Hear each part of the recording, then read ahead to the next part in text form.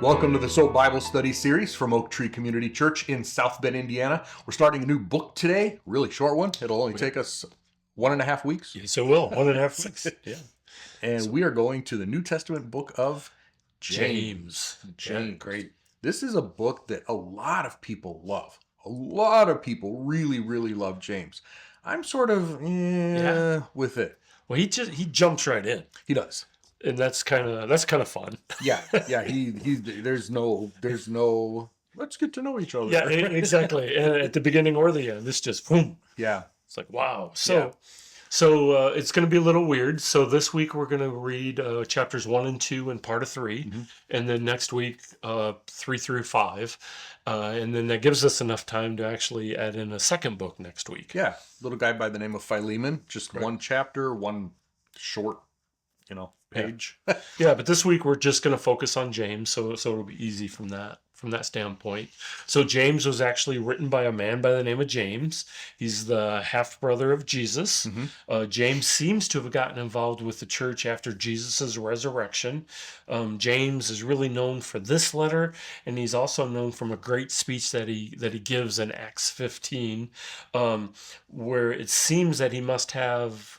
Because of the way he was talking and the point that he got up and started talking and everybody listening to him, that he had a leadership position in the church at Jerusalem. Yeah. Where they're making some important early Christian decisions. Yeah, so he was an elder or pastor in the part of the elder team in the church at Jerusalem. Yep. In Galatians, he's called an apostle, but not like one of the 12. He was never one of the 12 apostles. He never even believed in Jesus until after the resurrection. Yeah, he also shows up in Matthew. He's named as Jesus's brother, and then also in Matthew as Mary's son. Yeah. So to kind of get both sides of it. Yeah, and then Paul mentions him in 1 Corinthians 15 when he's listing Jesus' resurrection appearances. He says that James got a special appearance, and maybe that's that maybe where he, Paul would know about that. Yeah, believed maybe that's when he was commissioned to take a role in the church or something like that.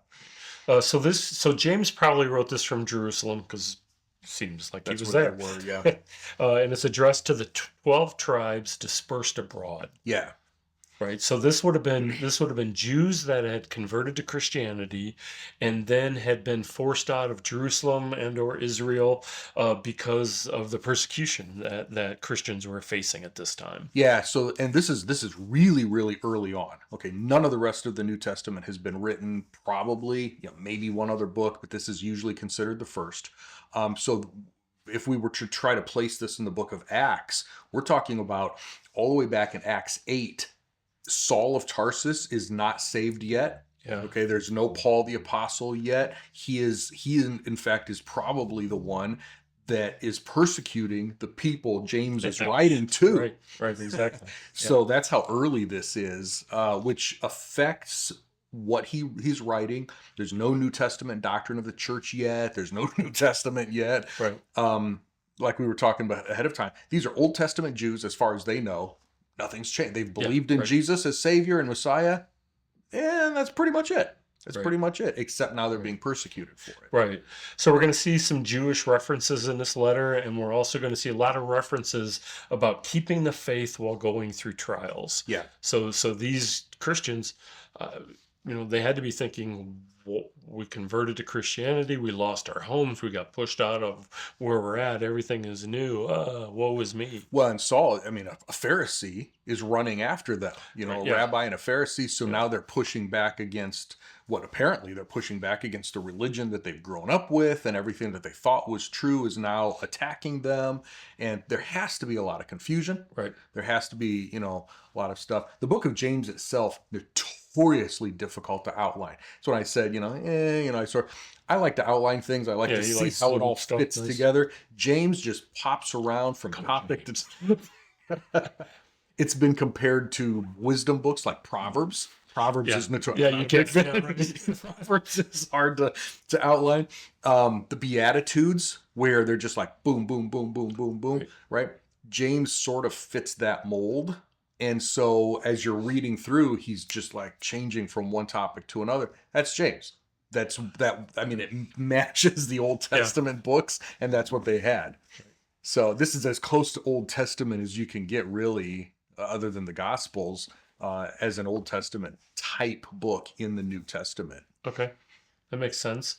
Like we said, most writers kind of ease into their letters. James comes out swinging. Chapter 1, verse 1. Consider it nothing but joy when you fall into all sorts of trials. Yeah. Right. And again, these are the people who are in trials. Yeah. So this is intended to be words of encouragement. Intended to be. Well, depends on how they took it. Yeah, and of course, trials are the tests that we Christians have to take to really see how strong our faith is. Yeah. And this produces maturity, which produces endurance in our lives, and that's endurance with our faith. Mm-hmm. And James also says that we should pray for wisdom. Mm-hmm. If we're lacking with our current test, and that makes a whole lot of sense. And then he had to add in, but we need to pray without doubting. Yeah, which is true. But it's like, I got all these trials going on with me. Yeah, because God, again, even from the Old Testament, God wants His people to trust Him. Right. And so James is like, He's always wanted us to trust Him. So you're going through stuff, pray for wisdom. Don't doubt that He wants to give it to you. We have a whole Bible, our Old Testament, their Bible. We have a whole Bible that says that, it's full of wisdom. Right. So ask. He wants to give generously and liberally to you. Right. So as I said, most of the receivers of this letter would have been struggling with lack of money. That had to be a huge concern. They were forced out of Jerusalem because of the persecution, and now they're settling in a foreign land. Mm-hmm. And maybe for the first time ever, right? Israelites are in a different land. Not for the first time ever, but for them, they've been in Israel for a long time. They've had, right. So now they're being pushed different out. Cultures that they would not have had exposure to. It's been tough. Yeah. And James tells them that their earthly humble means is something for them to take pride in. Yeah. And he says that the rich people, and more than likely he's talking about the Jews that are doing the persecution, they have a pride that's going to pass easily away. And instead, happy is the one that endures testing, that provides genuine faith. And that person is going to receive the crown of life. Mm-hmm. So what is this crown of life? So there are 5 crowns mentioned in the New Testament that are given, that Jesus will give to believers as rewards for faithfulness for different things, right? This one shows up a couple of different places, but it seems to be general faithfulness, perseverance, endurance. I love God, I'm going to go through whatever. And James says, listen, sort of like Hebrews, much, much later, God is not unjust as to forget. James says He won't forget. Push through, trust Him, right, and He will reward you for that. Right. Don't give up. Right, which is great. And he stays on that same theme when James says that God can't be tempted and that He doesn't tempt people. Yeah. Right, so you could say when you're through all these trials, God, why are you doing this to me? God's not tempting you here. No, He may allow us to face trials. He may test our faith, but He doesn't tempt us with sin. He never does that. Right. Right. And James then goes in and explains what does happen with the temptation. And he says we are tempted by our own desires, and when the desires are conceived, it gives birth to sin. And if we, at any time we can stop it, right? All this is going on in our head. Mm-hmm. But it gives birth to sin, and when sin is full grown, it gives birth to death. Yeah. And again, that's not a spiritual death with the loss of salvation, but it is sin in there. And instead, we shouldn't be led astray in the first place, and we should continue to focus on God. Yeah, that's a really good point, that temptation itself isn't sin, right? We can't help that we're tempted. Temptation is an outside thing, or even our own heart. Yeah. It's what we do with it that can become sin. So it's a good point there. So James finishes this chapter with how we should be acting and how we should be responding when we are in a trial. Mm-hmm. And he states all Christians should be quick to listen, slow to speak. It's always good advice there, and slow to anger.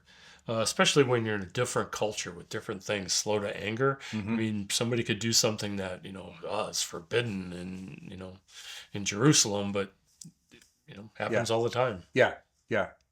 Because human anger doesn't lead to God's righteousness is the next verse. And that's really what we're trying to chase is God's righteousness. So our anger doesn't solve that. Right. Instead, we need to put away our filth and humbly act out the message implanted in us. Yeah. I like that one. Yeah. I like that part. And be sure, and James says this, be sure to live out the message, not merely listening to it. Yeah. Yeah. Right? It's easy to listen to it, but basically it's, make sure that you walk the walk, live it out. Right. Yeah. James ends this chapter saying we should care for widows and orphans, and keep oneself unstained by the world. Now, this same message is also in the book of Acts, where the early church was struggling with widow issue. Mm-hmm. So, what's the significance of widows and orphans? Well, it's important that you brought that out. So, their issue with widows was Acts chapter 6, right?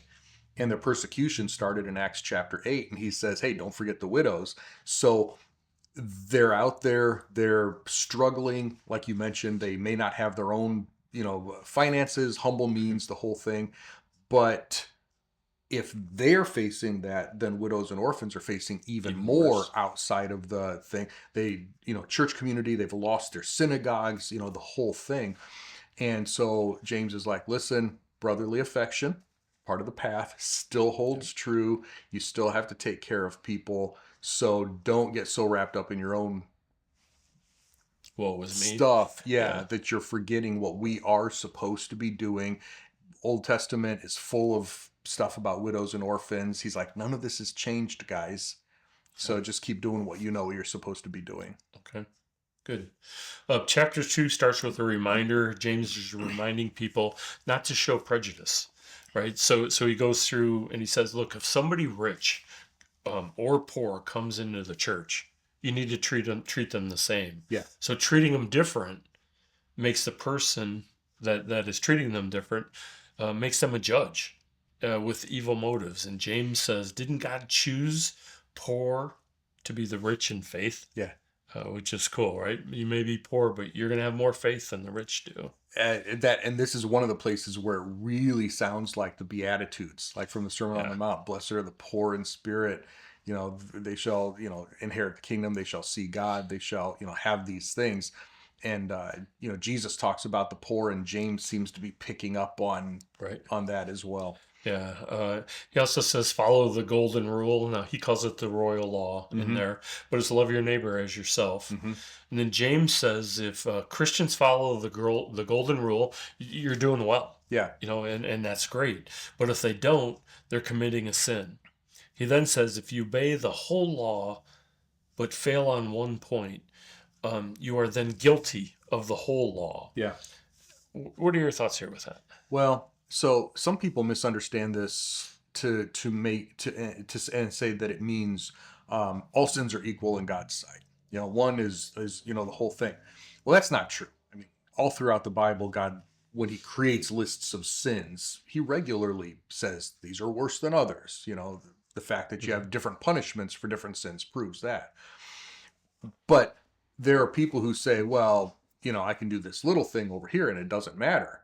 Little white lies, or, whatever, some sins don't matter at all. And James is like, hold on a second. If you break the law, you become a lawbreaker. It doesn't matter which one you break, you're a lawbreaker. Okay. So, what he's telling them, and again, they're still thinking that they're under the Mosaic law. That information may not have, all the way passed through the ranks yet, right? So they're still trying to obey the law, and they're like, well, maybe I don't have to do this, and maybe I don't have to do this. And James is like, hold on a second. If you're going to hold to the whole law, you have to hold to the whole law. It's a package deal. You don't get to pick and choose which laws you're going to obey and which laws you're not. Right. So that's where he's going with that. Okay. So in the next section, James starts talking about putting faith and works together. Mm-hmm. And we need to remember that James is talking to Christians. So this is not a salvation thing. Right. Instead, the point here that is, if a person is a Christian, their life should change as they understand Jesus more and more. Right? Yeah. We got to know him better so we can love him more. Right. Type of deal. And that change should show in the actions a person does. And those actions, James is calling the works. Yeah. Yeah. Should is a key word there. Doesn't mean it always looks like it. And it doesn't mean that you can always see, good works in me, or I can always see good works in you. And we're not supposed to be judging each other or whatever anyway, right? He uses the word justified, which means to be declared righteous, right? And that's where, but who is the one who declares us righteous, right? It's supposed to be, God, not just each other, right? Right. But it's also, you want to know who you can trust, Yeah. right? And who you should model your life after. So if you see somebody that is doing good works, oh yeah, right, and see the fruit that they create, and we'll get into that. Yeah, see, but what's interesting though is that, I can do all the good works in the world and not even be a believer, right? And when he's talking to Jewish people who, are obeying the law, there were a lot of Jewish people who obeyed the law but never believed in Jesus, right? So doing good things is not going to save anyone. But the point here, and we, as you really read through it, he talks about faith being useless or faith being dead if it's by itself. He's not talking about, because first of all, faith doesn't save us. God saves us. It's through faith that we receive salvation. But faith doesn't save us anyway, right? So what he's talking about here is you can say you have faith. You can say what you believe, but if your life isn't changed in any way, it's useless. I mean, what can that faith, he says, can that faith save you? Again, not talking about eternal salvation, but physical deliverance from the persecution that they're in. So you say you have faith, fine, I'm a Christian. What does that do in the middle of persecution if it hasn't changed your life at all, right? So basically what he's saying is words are useless. Right? From a practical day-to-day, and again, we're not talking about you're going to hell or anything, just from practical day-to-day, talk is cheap is a good way to put this. Right. All right, so moving on to chapter 3, and again, we're going to stop after verse 12. So James starts with a comment. Basically, not many of you should become teachers. And then he moves to talking about tongues. And he's not really talking about tongues, but he's talking about the words that come out of our mouths. And James says that the tongue is the worst thing. Yeah. And it's for how powerful it is. And he brings up a horse and how you can use the, I don't even know what you use, right? Yeah, you have the bit in the mouth and the bridle, and to get the horse to move. And that bit that's in the mouth that is actually making the horse move is a very small thing on a very big animal, but yet it commands him. Yeah.